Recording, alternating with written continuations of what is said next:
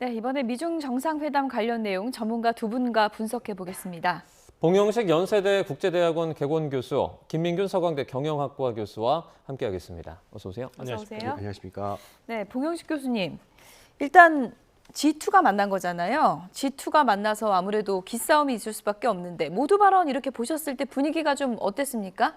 먼저 트럼프 대통령의 모두 발언을 말씀드린다면은 미국 대통령으로서는 징검다리로 재임에 성공한 대통령이지 않습니까? 역사상 두 번째로. 그래서 시진핑 주석과의 오랜 친분 관계, 신뢰 관계를 강조했습니다.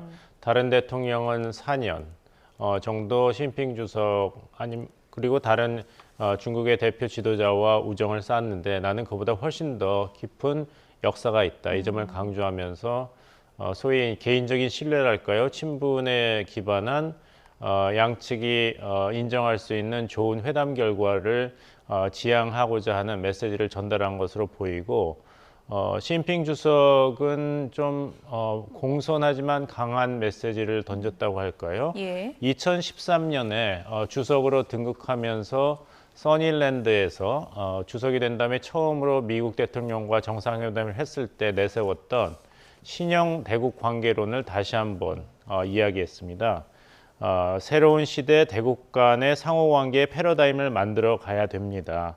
파트너가 되어야 되지 서로 상대 간의 적수가 되어서는 안 되고 전 세계 대전환 시대에 잘 대응할 수 있을지 이 질문이 우리 두 정상에게 던져졌는데 책임 있게 답해야 된다.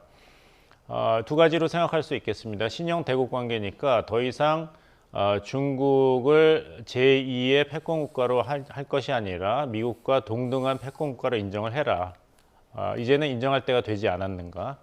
그리고 미국이 패권국가로서 좀 책임 있게 행동을 해야 된다. 이렇게 대결을 해서 무슨 소용이 있겠는가 라는 메시지를 은연중에 강조한 것으로 보입니다.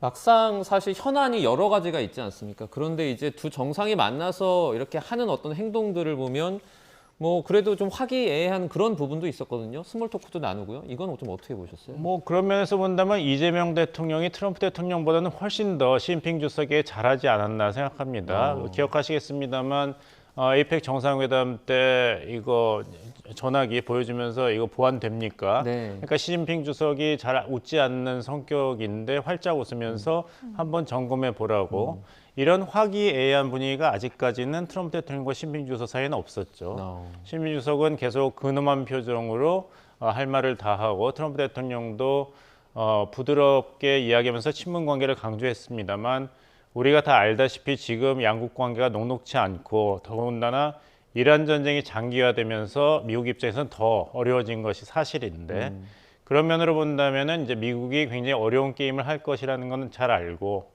이 상황을 잘 알고 있는 중국의 시진핑 정부가 어디까지 미국을 몰아붙일 것인가, 어느 정도로 선을 그을 것인가 여기에 우리가 주목하고 있는 것이죠. 의전을 보자면은 뭐 여러 가지 말이 있었지 않습니까? 처음에 이제 트럼프 대통령이 2018년에 방중을 해서 정상회담을 했을 때는 그때 양제츠 정치국 상임위원이 나왔는데 이번에는 서열 8위에 해당하는 실질적인 권한이 없는 한정부주석이 나왔다. 이렇게 얘기를 하는데 꼭 그렇지는 않다고 봅니다. 왜냐하면 한정부주석이 이제 정치에서 은퇴한 것은 사실입니다만 이런 의전 그리고 외교 행사에서는 시진핑 정부를 계속 대표해 온 시진핑 주석의 신임을 받고 있는 중요 인물임은 사실입니다. 서열은 8위지만 국가부주석이고 찰스 3세 영국 왕의 대관식에도 중국 정부를 대표해서 참석을 했고 트럼프 대통령 취임식 때도 참석을 했어요. 그런 면을 본다면 꼭 홀대를 했다 아니면 기싸움을 했다고 보기에는 좀 무리가 있고 나름대로 성의 표시를 했고 어떤 내용보다도 의전을 중요시하는 트럼프 대통령을 잘 알아서 뭐 금관을 주고 이런 것까지는 아니더라도 나름대로 친근한 모습을 표현하려 한 것이 아닌가 생각합니다. 예, 지금 2017년 당시하고 9년 전이죠. 이번 국빈 방문 환영 행사 모습하고 저희가 좀 비교해서 보여드리고 있습니다. 9년의 세월이 느껴지지가 않네요. 시진핑 주석은 늘 같은 표정인 것 같아요. 예. 네. 시진핑 주석의 표정을 보고 뭔가를 좀 읽고 싶은데 그런 게 안 보일 정도로 시진핑 주석이 상당히 좀 과묵하고 이렇게 큰 표정 변화가 없는 그런 모습으로 보이고 오늘 이제 모두 발언의 결만 봐도 트럼프 미국 대통령은 상당히 좀 뭐 기업들 얘기도 하고 친분 과시도 하고 그러는데 시진핑 주석은 앞서 말씀하신 것처럼 말 안에 뭔가 좀 뼈가 있는 그런 모두 발언이었어요. 아무래도 이제 예. 미국과 중국 같은 경우에는 지금 현재 경제적으로 굉장히 한마디로 패권 전쟁을 하고 있고요. 뭐 경제뿐만 아니라 기술도 마찬가지로 이제 패권 전쟁을 하고 있고 또 트럼프 대통령이 물론 첫 번째 임기 때는 관세 관련해서 중국에 대한 어떤 그런 제재라기보다는 두 번째 임기에 들어와서는 반도체라든가 뭐 히토류라든가 뭐 인공지능이라든가 여러 가지로 어떤 그런 경제적인 어떤 그런 접점 분야에서 계속 관세 정쟁이라는 어떤 그런 제재를 중국에 계속 해왔고요. 그리고 물론 뭐 지금은 휴전적이긴 하겠지만 거기다 이제 이란이라는 어떤 그런 전쟁이라는 그런 변수까지 지금 끼어 있어서 예. 아무래도 그런 패권 전쟁의 어떤 그런 속마음을 두 예. 정상께서 계속 감추면서도 아무래도 이제 그런 분위기가 의전할 때나 어떤 그런 회담을 할 때나 이제 충분히 느껴지지 않나. 남대로 팽팽한 긴장감은 솔직히 존재하지 않나 그렇게 생각이 듭니다. 9년 전보다 트럼프 미국 대통령이 베이징 가는 마음이 좀 더 무거웠을까요? 아무래도 그동안 9년이라는 어떤 그런 기간 동안 중국의 어떤 그런 경제 성장을 봤을 경우에는 네. 현재 어떤 그런 중국과 9년 전의 중국은 아무래도 미국에 맞설 수 있는 어떤 그런 경제적으로나 기술적으로 맞설 수 있는 어떤 그런 부분들이 충분히 성장하지 않았나. 그래서 시진핑 주석도 처음에 이제 어떤 그런 대담에서도 이제는 우리를 인정해주지 않는가라고 이제 어떻게 보게 되면 미국의 어떤 그런 부분에 있어서 강하게 좀 운을 띄운 것이라고 생각이 듭니다. 이란 전쟁이 있기 전에 사실 미국과 중국은 그 관세 분야에서 정말 전쟁이라고 말할 정도로 뭐 100% 이상 관세를 때리기도 하고요. 정말 좀 치열하게 다투지 않았습니까? 네네. 이번에 이제 정상들이 만나서 이런 부분도 좀 해소가 될 수 있을까요? 아무래도 이제 제일 어떤 그런 정점의 어떤 그런 부분에 있는 것은 반도체입니다. 아무래도 이제 미국하고 중국하고 기술과 경제가 같이 맞물려 있는 어떤 그런 부분들이 이 반도체의 주도권, 인공지능의 주도권을 중국이 가져가느냐, 미국이 가져가느냐, 이제 그런 부분에서 첨예하게 대립을 하면서 히토류와 어떤 그런 제재가 양방에서 계속 어떤 그런 제재가 이루어졌는데 근데 이슈는 이런 거죠. 반도체의 어떤 그런 공급망을 보시면 그럼 그게 단순하게 미국과 중국만의 문제이냐? 그게 아니라 우리나라 같은 경우에 보시면 아시겠지만 삼성전자하고 그다음에 SK하이닉스 그다음에 어떻게 보면 이 반도체 공급망에서 굉장히 중추적인 역할을 하는 어떤 그런 나라 우리나라가 어떤 한 축을 담당하고 있고요. 당연히 우리나라도 이제 중국하고 어떤 그런 미국의 어떤 그런 중간에 끼어 있는 어떤 그런 상황이고요. 그 또 다른 플레이어가 잘 아시겠지만 대만입니다. 대만의 어떤 그런 주도적인 어떤 반도체 TSMC 같은 경우에는 아무래도 이제 엔비디아라든가 여러 어떤 미국의 어떤 그런 공급망, 반도체 공급망의 또 중요한 축을 담당하고 있는 기업이자 또 나라 당연히 있죠. 이제 그러다 보니까 미국과 중국의 어떤 그런 반도체 패권 전장에서 그들만의 문제가 아니라 이거는 뭐 기업도 당연히 여러 가지 역할을 하겠지만 어떤 그런 국제적인 관계가 같이 얽혀 있으면서 예. 여러 가지 경제 안보 이슈가 당연히 지금 이 두 국가 간의 어떤 그런 중요한 토픽으로 남아 있을 수밖에 없습니다. 시진핑 주석이 모두 발언에서 언급한 새로운 미래라는 단어. 물론 시진핑 주석이야 옛날의 중국이 아니야. 뭐 이런 의미가 있겠지만 또 트럼프 미국 대통령은 이제 본인의 생각으로는 새로운 미래가 이제는 중국도 시장 좀 많이 열어라 이런 의미일 수 있지 않겠습니까? 그러니까 이제 주목을 저희가 해야 되는 게 이제 소위 경제 사절단 세계 30대 글로벌 기업 총수와 같이 왔습니다. 트럼프 대통령이 이제 강조를 했지 않습니까? 예. 그런데 우리가 생각하기에는 이번에 시진핑 주석과 트럼프 대통령의 정상회담의 주요 의제가 무역이 될 것이라고 예상을 하고 있죠. 그것이 맞습니다. 하지만 이 무역이라는 화두를 어떻게 정의할 건가에 대해서는 트럼프 대통령이 조금 다른 모습을 보이고 있다고 생각합니다. 왜냐하면은 이 트럼프 대통령을 대동한 사람이 팀 쿡이라든지 뭐 일론 머스크라든지 이것은 저희가 이해할 수가 있죠. 젠슨 황도 뭐 반도체 문제가 있고 테슬라 문제가 있고 또 애플 공장이 중국에 있으니까요.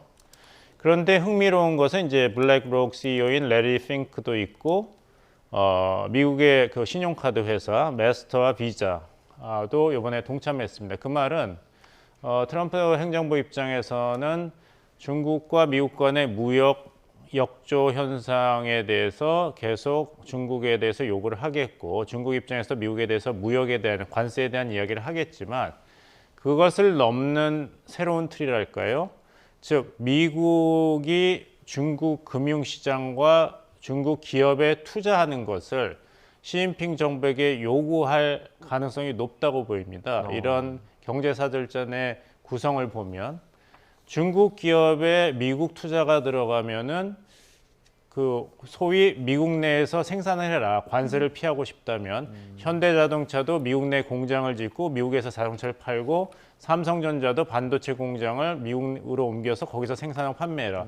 이걸 안 하더라도 만약에 삼성전자와 현대자동차에 미국 투자금이 들어간다면 그 기업이 미국의 이익과 부합하게 되고 소위 미국 기업의 성격을 가지게 되는 것이죠. 마찬가지로 중국의 기업에 미국의 돈이 들어간다면 그 기업이 잘 되는 것이 중국에게도 좋고 미국에게도 좋고 그런 것을 트럼프 대통령이 시진핑 주석에게 던져보지 않을까 이런 생각을 하고 이것에 대해서 중국 측도 긍정적으로 평가할 가능성이 있다고 보입니다. 왜냐하면 중국 기업들이 지금 수출 통제 그리고 미국과의 그런 무역 전쟁 때문에 그 생산이라든지 그 매출을 제대로 올리지 못하고 있고 부채 문제가 있는데 만약에 해외 자본 투자가 들어온다면 이 기업의 가치가 올라가게 되고 그렇다면 이 기업의 재정 건전성이 단기간에 회복될 수가 있습니다. 이거는 중국 경제도 굉장히 좋고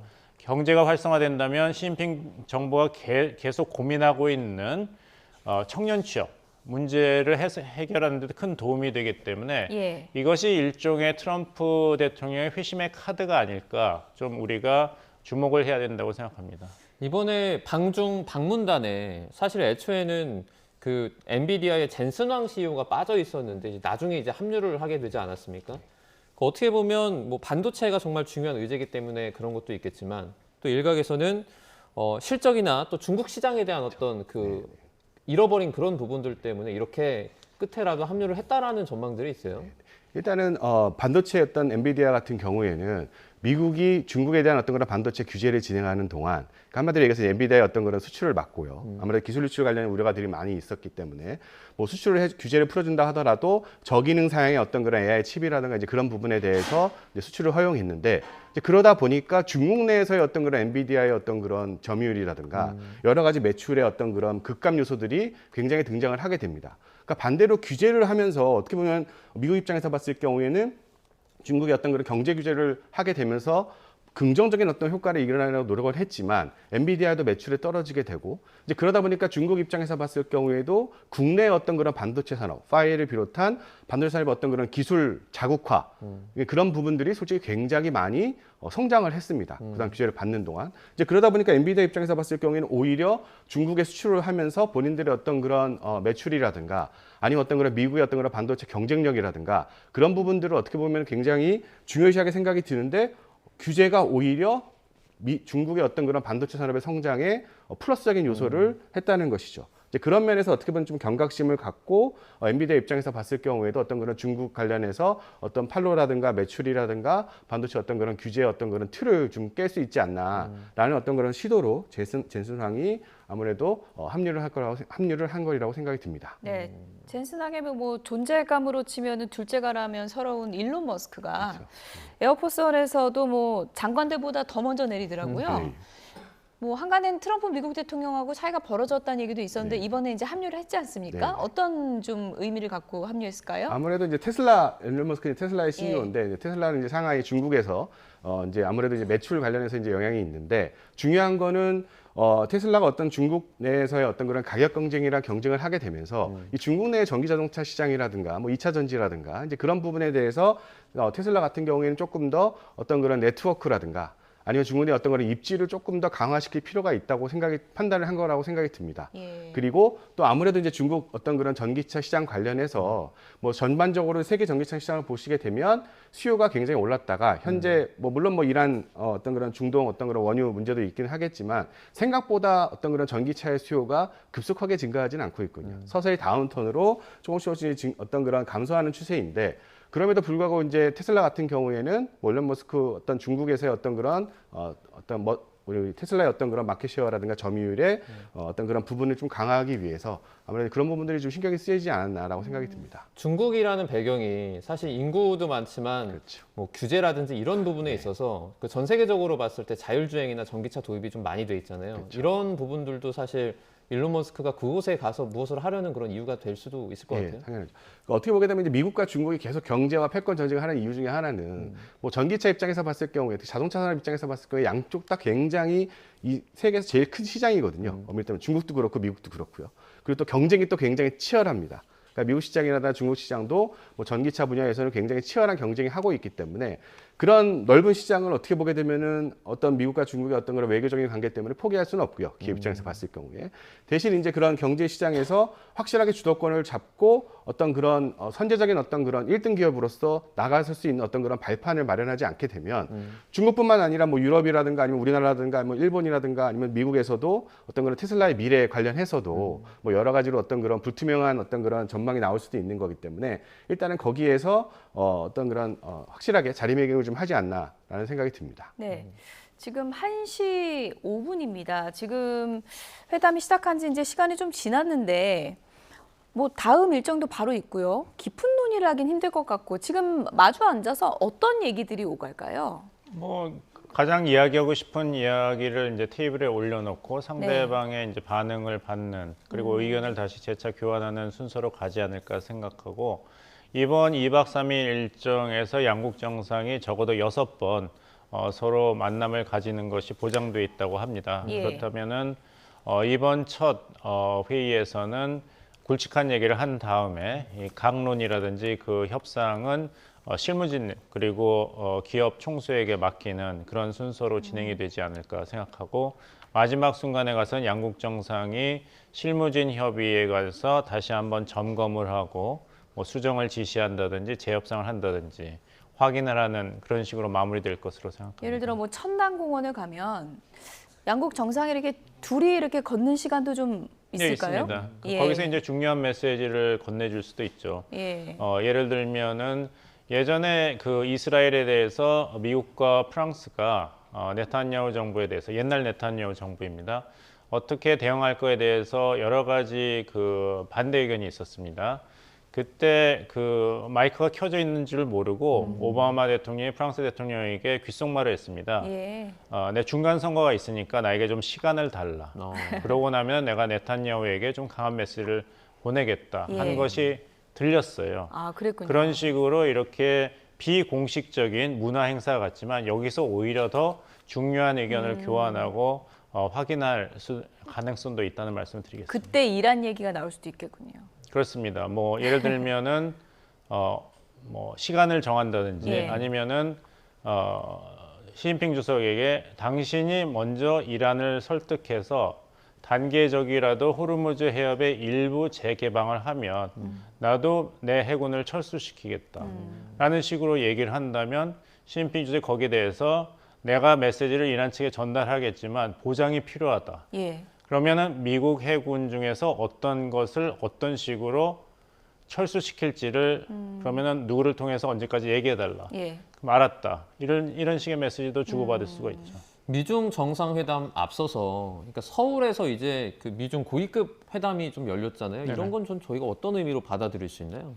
이게 양자 정상회담인 건 맞습니다. 하지만 G2지 않습니까? 더더군다나 이 G2 간의 관계가 예전 2000년대 전후로 와 비교한다면 그렇게 우호적이지가 않죠. 협력적이지도 않고 말씀하신 대로 지금 유예가 되었지만 서로가 145% 관세에다 120% 관세를 이미 주고받은 상황입니다. 예. 따라서 이 관계가 삐걱을 하게 되거나 아니면 계속 불안정한 유예 상태에 나간다면은 이것은 미국에게도 중국에게도 굉장히 불확실할 뿐만 아니라 미국과 중국과 무역을 하고 안보 관계가 있는 우리나라와 같은 경우 그리고 뭐 세계 모든 국가라고 해야겠죠.가 굉장히 어려운 상황을 계속 겪어야 하기 때문에 바로 그 점이 이제 시진핑 주석의 모두 발언에서 이제 강조한 것이라고 보입니다. 전 세계 대전환 시대에 잘 대응할 수 있을지 전 세계 국민의 복지를 위해서 비단 중국 인민과 미국 국민의 복지뿐만 아니라 전 세계 국민의 복지를 위해서 양국 간에 새로운 아름다운 미래를 만들어 나갈 수 있을지 우리 이 질문에 대답을 해야 되지 않냐. 이 예. 얘기를 첫 문장으로 시진핑 주석이 얘기했거든요. 예. 따라서 이것은 비단 중국, 미국 간의 양국 간의 정상회담이 아니다. 이 결과는 정말 전 세계에 직접적이고 큰 파장을 일으킨 것은 우리가 잘 알고 있습니다. 뭐 이란 문제도 담아야 된다 이런 의지가 있는 걸까요? 그 트럼프 대통령이 그 서로 충돌되는 메시지를 보냈죠. 뭐 이란에 대해서 중국 측에 도움을 요청할 것인가 했을 때는 필요 없다고. 우리는 예. 이미 승리했기 때문에 얘기하면서도 이란 전쟁에 대해서 아무래도 얘기를 하지 않을까라는 메시지를 또 했어요. 그렇게 본다면은 결국에는 피해갈 수가 없다. 그 이란 전쟁이 휴전, 그 다음에 종전으로 가려면은 두 가지는 확실히 합의가 돼야죠. 원칙적으로도. 하나는 이란의 핵 프로그램, 핵 능력에 대해서 어떻게 합의할 것인가. 거기서 러시아가 역할을 할 수가 있습니다. 2015년 JCPOA 때처럼 이란의 농축 우라늄을 우리에게 달라. 미국에게 주는 것이 어렵거나 반출하는 것을 계속 거부한다면은 종전이 안 되겠죠. 거기서 러시아가 그럼 우리가 그 반출을 맡을 테니까 종전을 협상하라. 그러면 중국의 역할은 무엇이냐? 두 번째 이란이 무서워하는 것은 호르무즈 해협을 놨을 때 예. 이스라엘과 미국이 다시 힘을 합쳐서 재침공을 했을 때 어떻게 막아내는가. 그것을 누가 보장을 해줘야 되는데 안전 보장을 거기서 이제 중국이 역할을 할 수 있죠. 이제 네. 트럼프나 이스라엘은 믿지 못하기 때문에 제3국이 보장을 해줘야 하는 그런 상황인 거잖아요. 그렇죠? 그러니까 중국이 미국의 트럼프 정부와 이스라엘 네타냐후 정부에게 확실한 약속을 받아달라. 이란이 만약에 종전 휴전에 대해서 전향적인 합의를 할 때 뒤통수를 맞지 않는다. 그것을 중국이 대국으로서 보장해달라. 미국에게 그 얘기를 전달해달라. 이런 아마 메시지가 지난번 외교장관 간의 만남, 아락치 외교장관과 왕이 외교부 장관에서 논의되지 않았을까 생각합니다. 어쨌든 뭐 트럼프 미국 대통령은 기자들에게 이란 문제 해결에 중국의 도움은 전혀 필요 없다. 이렇게 자신만만하게 이제 얘기해 놓은 상황이고 나의 관심사는 무역이다. 이렇게 하고 베이징으로 왔습니다. 그래서 돌아갈 때 본인이 내세운 과제, 무역에 대해서 뭔가는 성과를 보여줘야 그렇죠. 되지 않겠습니까? 네, 네. 어떤 걸 원하는 거예요? 일단 트럼프 대통령 입장에서 봤을 경우에 이제 어렵게 중국을 방문했기 때문에 어떤 성과가 가시적인 성과가 반드시 필요합니다. 예. 그래서 뭐 왜 CEO 어떤 그런 경영 기업 대표들을 왜 다 이렇게 모시고 갔느냐라는 예. 어떤 측면에서 봤을 경우에 일단은 보잉 같은 경우에는 이제 비행기 그죠? 미국의 어떤 그런 자사 제품에 대한 어떤 그런 중국이 투자라든가 어떤 그런 구매를 해주길 바라게 되는 것이죠. 그리고 뭐 곡물이라든가 아니면 여러 가지 무역이라든가 뭐 미국산 쇠고기라든가. 예. 그러니까 어떤 트럼프 입장에서 봤을 경우에는 이제 세일즈맨으로서 중국에 방문을 하게 되면 중국이 어떤 그런 미국의 제품들을 아니면 미국의 특산물들을 많이 구매를 해줘서 어떤 그런 보따리들을 잘 싸들고 다시 미국에 돌아가서 어떤 뭐 중간선거를 앞두고 어떤 그런 미국의 경제 성과라든가 이제 그런 부분에 도움이 많이 됐다라는 그런 부분을 굉장히 강조하고 싶을 겁니다. 그래서 아무래도 이제 그 무역이라고 자꾸 강조하는 이유 중에 하나는 뭐 이란이라든가 다른 부분에 대해서 우리는 중국의 도움이 필요 없지만 내 입장에서 봤을 경우에는 중국이 어떤 그런 내가 들어와서 여러 가지 우리의 물건들을 사주게 되면 나는 기쁜 마음으로 다시 미국으로 돌아가서 그 성과들을 하고 다시 어떤 중국과의 어떤 그런 관계나 특히 관세적인 어떤 그런 입장에서 봤을 경우에 여러 가지로 미래의 어떤 그런 이상적인 관계로 즉 상호 호환적인 어떤 그런 관계로 갈 수 있을 거라고 얘기를 하고 있는 겁니다. 미중 간에 뭐 이 얘기도 좀 해야 될 것 같은데 만약에 이번에 회담에서 뭐 좋은 어떤 그 결과를 도출한다든지 아니면 그렇지 못한다든지 이런 상황에서 우리나라에 미칠 만한 좀 경제적인 효과들도 있을 것 같아요. 뭐 제 개인적인 의견으로는 어떻게 봤을 경우에 우리나라 어떤 트럼프의 관세 정책 관련해서는 크게 변화가 없을 거라고 조금 조심스럽게 예상을 하고요. 네네. 물론 우리 기존의 어떤 그런 관세라든가 그런 부분에 있어서 뭐 여러 가지로 어떤 그런 플러스적인 요소를 보고 있는 것이지만 한 가지 좀 바람이 있다고 하면 반도체 부분에서 네네. 잘 아시다시피 우리나라 SK하이닉스도 그렇고 삼성전자도 그렇고 중국의 생산 기지가 있습니다. 반도체 관련해서 만약에 이제 중국의 어떤 그런 반도체 제재를 가하게 되면 솔직히 물론 뭐 우리나라 같은 경우에는 예외의 어떤 그런 규정을 받는다고 하지만 조금 더 우리가 그런 규제에 있어서 좀 자유롭게 또 생산 기지라든가 아니면은 생산량 그러니까 중국에서 생산되는 어떤 그런 반도체량 관련해서 조금 더 수요 조절이라든가 그런 확장을 통해서 우리 두 기업 입장에서 봤을 경우에 좀 비용 절감이라든가 조금 더 많은 어떤 그런 영업이익이라든가 이제 그런 성과를 조금 더 도출할 수 있는 어떤 그런 반도체적인 어떤 그런 규제면이 조금만 나아졌으면 하는 좀 바람이 있습니다. 네. 네. 뭐 천당공원 가는 일정이 이제 곧 시작이 될 텐데 그 현장 화면에 들어오는 대로 저희가 좀 전해드리도록 하겠고요. 뭐 기업인들 얘기를 했는데 뭐 일론 머스크를 비롯해서 젠슨항까지 대동을 해서 가지 않았습니까?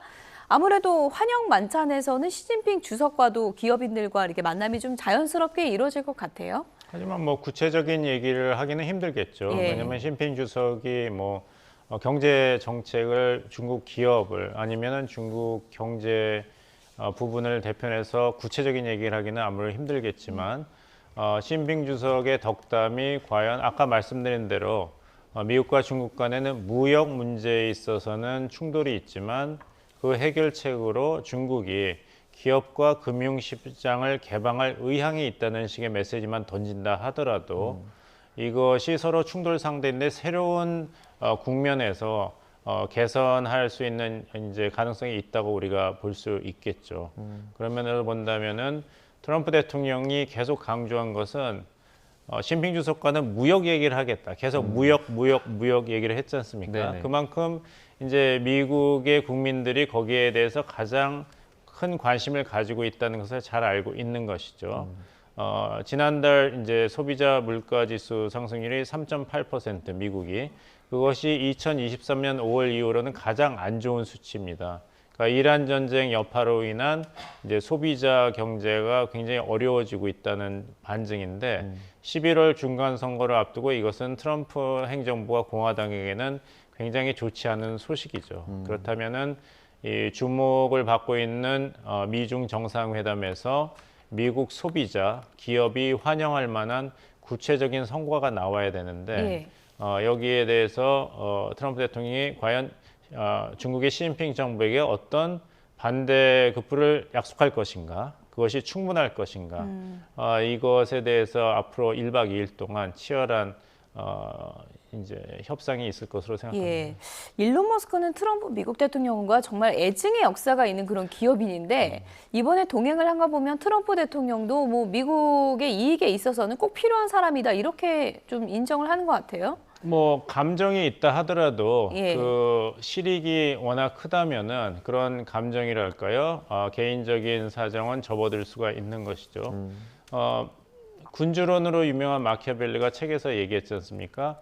사람은 자기 아버지를 죽인 사람은 용서해도 자기 돈을 뺏어간 사람은 절대 용서를 안 한다. 그 말을 뒤집으면 아버지를 뭐 개인적인 원한이 있더라도 돈이 걸려 있으면 무엇이든지 할 수 있다는데 앨런 머스크는 아무래도 기업인 아니겠습니까? 그리고 트럼프 대통령도 기업인 출신 대통령이고 또 뭐 이런 사업을 하진 않지만 표를 얻어야 되니까 그렇다면 미국 경제를 살려야죠. 여기서 테슬라의 역할이 얼마나 중요한지는 잘 알고 있기 때문에 뭐 개인적인 감정이 있다 하더라도 중요한 것이 서로의 이익이라면 이런 모습은 얼마든지 연출할 수 있죠. 트럼프가 일단은 무역 이렇게 이야기를 하고 있으니까 근데 이제 뭐 무역 부분에서 만약에 미국이 중국을 어떻게 보면 좀 공격할 수 있는 봉쇄할 수 있는 카드가 예컨대 뭐 관세라든지 뭐 기술 봉쇄라든지 이런 게 있다면 중국에도 히토류가 있지 않습니까? 네. 그 두 가지 무기 중에 어떤 게 조금 더 강력하다고 보세요? 어떻게 보면 이제 중국이 갖고 있는 카드 중에 하나가 이제 아무래도 히토류가 될 수밖에 없는데 물론 뭐 미국 입장에서 봤을 경우에 히토류 관련해서 여러 가지 다각화라든가 공무원 다각화 노력하고 있는 것은 맞지만 네네. 아직까지는 어떤 그런 세계 경제라든가 자원 분야에 있어서는 중국의 어떤 그런 히토류의 점유율 어떤 그런 컨트롤은 어떻게 보면 아직까지는 좀 건드릴 수 없는 어떤 그런 영역 중에 하나입니다. 그래서 이제 미국 입장에서 봤을 경우에도 물론 반도체라든가 여러 가지로 관세라든가 다른 제재의 어떤 그런 힘을 갖고 있긴 하겠지만 히토류 부분에 대해서는 어떻게 보게 되면 미국 입장에서 봤을 때 굉장히 약해지는 어떤 그런 부분 중에 하나입니다. 그래서 지금 어떻게 보게 되면은 휴전한 이유 중에 하나가 반도체 관련해서 휴전한 이유 중에 하나가 히토류라는 어떤 그런 자원의 어떤 독점성이거든요. 그래서 이제 그런 부분들이 미국 입장에서 봤을 경우에도 뭐 무역 하겠지만 미국도 어떻게 미국 입장에서 봤을 경우에도 중국의 어떤 그런 성과를 가져가려면 중국에 줄 수 있는 카드들이 솔직히 어느 정도 좀 포기는 해야 되지 않나. 어떤 그런 제재나 관세 관련해서 중국 관련해서 어느 정도 풀어줘야 되지. 그래야지 이제 어떻게 보게 되면 트럼프 대통령 입장에서 봤을 경우에도 더 많은 성과를 가져갈 수 있지 않나라고 판단을 해봅니다. 네. 시진핑 주석이 이번에 갖고 있는 지렛대가 많다 이런 생각이 드는데 루비오 장관은 원래 입국 금지가 돼 있다가 한자를 바꿔서 이번에 들어갔잖아요. 루비오 장관 오늘 표정을 의심하는 표정은 상당히 밝던데 그 입국 금지를 아예 풀지는 않고 이번에 그냥 어떻게 볼까 변칙을 쓴 건가요? 예전에 그 영어 이름으로 토플 GRE를 봤을 때 성적이 잘 안 나오면은 그 예. 영어 스펠링을 바꿔가지고 다시 치고 그랬던 사례가 있다고 들었습니다. 예. 제가 했다는 것은 아니고. 예, 위험한 예, 말씀입니다. 2020년부터 마르코 루비오 장관이 미국 의회 상원의원이었을 때 위구르라든지 그 중국 내에 인권 위반 사태에 대해서 목소리를 높여서 중국 정부로는 기피인물로 지정이 됐습니다. 입국 금지가 됐는데 이번에 국무장관이지 않습니까? 예. 그래서 중국에서는 아마 이재명 정부의 실용 외교를 베낀 것 같아요. 그래서 중국어로 표기된 루비오 장관의 이름을 살짝 바꿔서 예. 그 루비오 상원이 아니라 다른 루비오 국무장관이 입국하는 것을 이제 가능하게 한 것이죠. 다음에는 또 못 가는 거죠? 아닙니다. 그 다음에도 이름 요번에 또 바꾸면 입국할 때 썼던 그 중국식 표기 이름을 계속 사용하면 동일 인물이니까 바뀐 이름으로는 계속 할 수 예, 있는 하지만 옛날 이름으로 쓰면은 그만큼 중국이 루비오라는 정치인 혹은 트럼프 행정부에 대해서 불쾌감을 표시하는 그런 모습으로 우리가 해석할 수 있겠습니다. 예. 루비오 국무장관과 또 같이 이번에 동행했던 게 헤그세스 국방장관인데 이 둘이 이렇게 직접적으로 여기 등장했다는 어떤 그 배경에는 대만과 관련한 어떤 관계, 무기 수출 관련된 이런 부분이 있다고 또 분석할 수도 있을 것 같아요. 이게 양면이 있다고 보입니다. 그렇게 국방장관이 대통령과 함께 중국을 국빈 방문을 했다. 이것은 1972년대 닉슨 대통령 이후로 처음 있는 일입니다. 그만큼 이번 미중 정상회담이 미중 관계 그리고 국제 관계를 소위 리셋하는 데 얼마나 중요한지를 보여준다는 면에서는 긍정적으로 우리가 평가할 수 있죠. 네. 미중 관계가 좋았을 때는 매년 연례적으로 2+2 그런 회동을 했지 않습니까? 양측의 국방장관과 경제장관. 그래서 안보 더하기 경제를 조율하는 그런 시스템이 있었는데 그게 사라졌죠. 이번에 헤그세스 국방장관이 대동했다는 것, 그거는 아무리 트럼프 대통령이 무역 얘기하겠다 하지만 이런 안보 문제에 대해서도 깊은 얘기를 하겠다는 것을 행동으로 보여준 것입니다. 반면에 안 좋은 면에서는 국방장관이 대통령을 수행할 정도로 경제 분야뿐만 아니라 안보에서도 지금 미중 관계가 그렇게 좋지 않다. 리셋을 확실히 해야 될 문제가 있고 국방장관이 갔다는 거는 대만 측에는 굉장히 불길한 징조죠. 왜냐하면은 지난 12월에 트럼프 대통령이 약 111억 달러 대만 무기 수출을 승인을 했는데 의회가 아직 그것을 승인 안 했기 때문에 계속 미뤄지고 있습니다. 중국 측에서 반대하는 것은 잘 알고 있죠. 근데 이번에 중국 측으로부터 전향적인 어떤 양보를 경제 분야에서 끌어내기 위해서 대만에 대한 이런 방어용 무기 수출에 대해서 어떤 결정을 번복하거나 바꾼다면은 이것은 1982년 이후로 미국 정부가 절대 양보를 안 했던 원칙이 처음으로 수정되는 것입니다. 레이건 행정부 때부터 1979년 대만 관련법에 따라서 미국은 대만에 대해서 방어용 무기를 수출한다. 그리고 그 수출에 대해서는 중국과 협의를 하지 않는다는 원칙이었는데 이번에 만약 협의를 하고 변경이 있다면은 그 원칙에 대해서 미국이 처음으로 입장을 바꾸는 것이기 때문에 한번 이렇게 되다 보면은 중국 측에서는 밀어붙였더니 변화가 있네 하고 계속해서 다음 대통령에게도 이것을 압박카드로 사용할 가능성이 있습니다. 이 정도의 변경은 할 수 있지 않습니까? 예를 들어서 방어 쪽에만 많이 국한을 하고 첨단 무기 방어용 무기만 네. 수출할 수 있다고 대만 관련법 1979년 법에서 명시하고 있습니다. 근데 무기라는 것이 방어용이냐 공격용이라는 것은 그쵸. 굉장히 애매한 것이기 때문에 중국 측에서는 그것은 말장난이고 수출을 하면 안 된다. 이것은 영구 통일 방해 공작이라고 했지만 미국 측에서는 말씀하신 대로 방어용 무기다 계속 해왔던 것이죠. 그 틈을 미국이 보이느냐 보이지 그렇습니다. 않느냐 한번 이번에. 보이면은 계속해서 그것을 중국이 저번에 그렇게 하지 않았냐 하기 때문에 다음 대통령으로서는 굉장히 어려워지겠죠. 앞서서 히토류 문제가 중국 시진핑 주석 입장에서는 중요한 지렛대가 될 수 있다고 했는데 반대로요. 트럼프 대통령이 가진 지렛대는 어떤 게 있어요? 트럼프의 대통령의 가장 큰 뭐 중심은 이제 관세겠죠, 아무래도. 관세. 특히 이제 중국도 어떻게 보면 대미국 수출 관련해서 굉장히 의존도가 높기 때문에 어떤 그런 관세적인 어떤 그런 부담은 아무래도 이제 될 수밖에 없고요. 그래서 이제 3T라고 해서 우리 시진핑 어떤 그런 주석이 뭐 다이안하고 그다음에 타리프 즉 관세죠. 그다음에 테크놀로지 요 세 가지를 가지고 지금 미국의 어떤 그런 관심 분야 관련해서 계속 얘기를 많이 나누고 있긴 한데 아무래도 뭐 우리나라도 마찬가지겠지만 뭐 중국도 어떻게 보면 뭐 내수시장이 물론 우리나라 비해서는 당연히 압도적이긴 하겠지만 중국 어떤 그런 경제적인 사정을 봤을 경우에는 미국에 대한 어떤 그런 관세의 어떤 그런 부담은 뭐 어쩔 수 없이 굉장히 크고요. 그러다 보니까 어떤 그런 중국의 경제 성장률이라든가 그리고 반도체라든가 어떤 그런 인공지능 관련해서 기술적인 어떤 그런 팩터에 대한 성장률을 생각을 했을 경우에 예. 그런 관세적인 어떤 그런 부담은 또 어떻게 보게 되면은 시진핑 주석 입장에서 봤을 경우에는 굉장히 많이 어떤 그런 경제적인 어떤 그런 부담 요인으로 굉장히 중요하게 작용이 됩니다. 기술 봉쇄는 좀 어떻습니까? 예를 들어서 중국이 사실 그 파운드리나 이런 건 좀 많은 성장을 보였지만 예컨대 그 설계 반도체 이런 부분에서는 거의 뭐 나아가지 못하고 있잖아요. 이런 거 미국이 어떻게 이렇게 봉쇄해서 이렇게 되는 어떤 영향도 많이 있을 텐데. 아무래도 이제 그때 엔비디아의 어떤 그런 부분에 있어서 미국이 엔비디아의 어떤 그런 반도체 규제를 하게 되면서 어떤 그런 어떤 그런 기능, 그러니까 지금 한마디로 얘기해서 최첨단 어떤 그런 기능을 가진 칩에 관련해서는 중국의 어떤 그런 수출하는 것을 막았습니다. 이제 그 말은 뭐냐?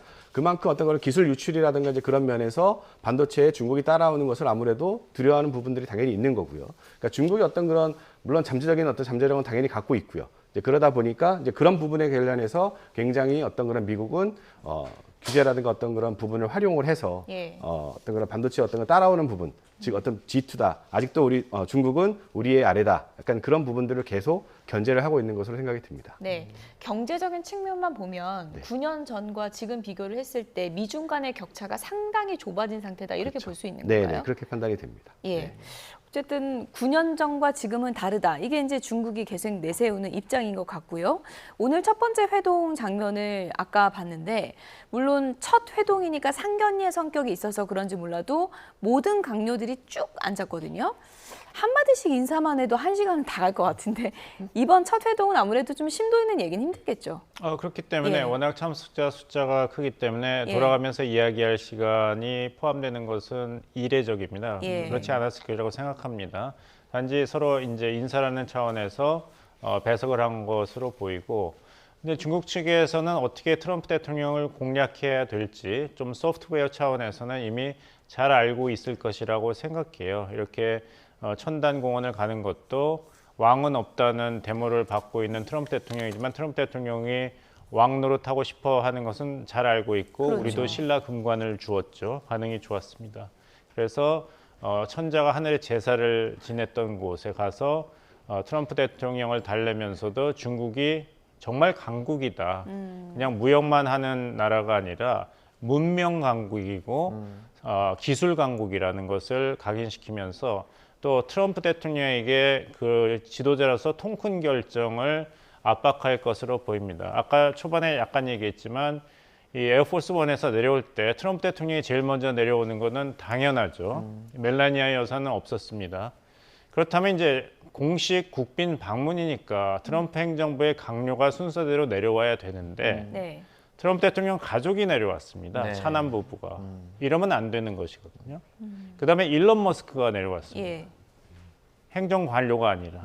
그러면 중국 입장에서는 모든 것은 트럼프 대통령이 왕처럼 결정하겠구나라는 것이 다시 한번 확인되지 않습니까? 저게 우연이 아니고 안에서 좀 이게 버릇인 거죠. 버릇인 거예요. 그러면 이런 네. 외교 관례에 어긋난 행동을 대통령이 했을 때 누군가 이러면 안 됩니다라는 얘기를 안 했다면은 저희 공항 장면을 좀 보여주시면 좋을 것 같긴 한데 그래픽에도 좀 나오고 저기 있긴 일론 합니다. 머스크가 먼저 예. 나오고 있지 않습니까? 예. 그렇다면은 누가 트럼프 대통령의 귀를 잡고 있는가? 누가 전화를 걸 수 있는가? 이런 것이 중국 관리 입장에서는 다시 한번 이제 확인이 된다고 할 수 있겠죠. 네, 트럼프 9년 전에 이제 2017년에 방중했을 때는 대규모 계약을 노렸던 어떤 방중단으로 평가를 받고 있었는데 그러면 말씀해주신 것처럼 이번에 그 포함된 어떤 방중단을 비교를 좀 했을 때 그때와는 좀 어떻게 다루고 어떤 부분이 좀 비슷할까요? 미국 대통령 입장에서는 한국 대통령께서도 그런 얘기를 많이 했죠. 나는 그냥 대통령이 아니라 대한민국 1호 세일즈맨이다. 미국 대통령도 같은 역할을 해야 됩니다. 특히 중간 선거를 앞두고. 그러면 실적을 구체적으로 보여야 되는데 그렇다면은 중국에서 보잉 항공기를 약 500대 새로 구입한다든지 이런 계약을 보여주는 것이 2017년 때 방중과 비슷해서 굉장히 중요한 과제가 되겠죠. 네.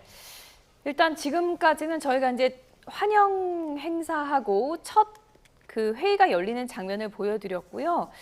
양국 정상의 모두 발언까지 전문가 두 분과 분석을 해드렸습니다. 앞으로 남은 일정이 많기 때문에 그 남은 일정 가운데 또 어떤 얘기들이 나올지 저희 YTN을 통해서 확인해 주시면 좋을 것 같습니다. 지금까지 봉영식 연세대 국제대학원 개건교수, 김민균 서강대 경영학과 교수 두 분이었습니다. 고맙습니다. 고맙습니다. 감사합니다.